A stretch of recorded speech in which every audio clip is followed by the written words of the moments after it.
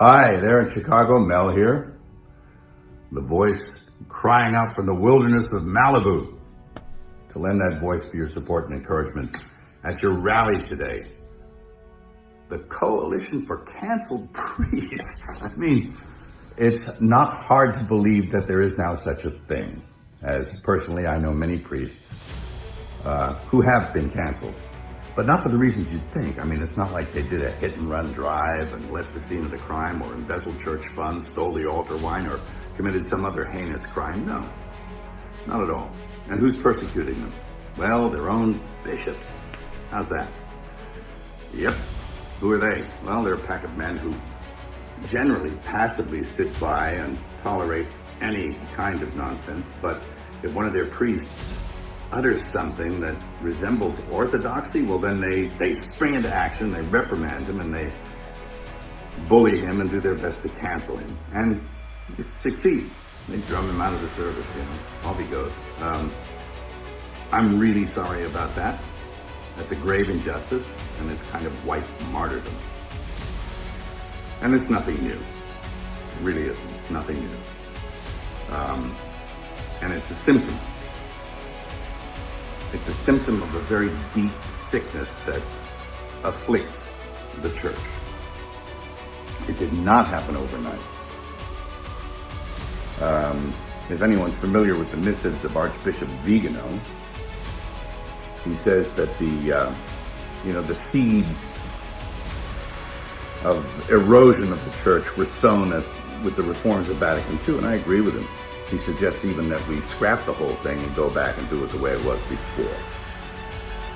And it was a pastoral council after all. I mean, there was nothing wrong. It didn't need to be fixed. They were doing pretty well. At any rate, and I've had my own run-in with the bishops. I mean, who are they? Well, I remember when I directed The Passion, I went to the USCCB to get support for the film. And those men couldn't get away from me fast enough.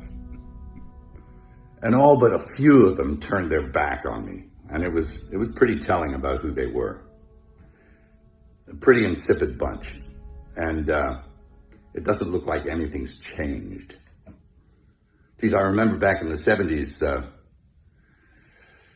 old priests, good priests, who were bullied and persecuted by their bishops. There was a rash of it back then also, and it was because they wanted to maintain what it was that they were ordained to do. They didn't want to go along with the new liturgy and the reforms of Vatican II, and so that they were really heavily leaned on. It was never abrogated, the old Mass, never, and it still hasn't been.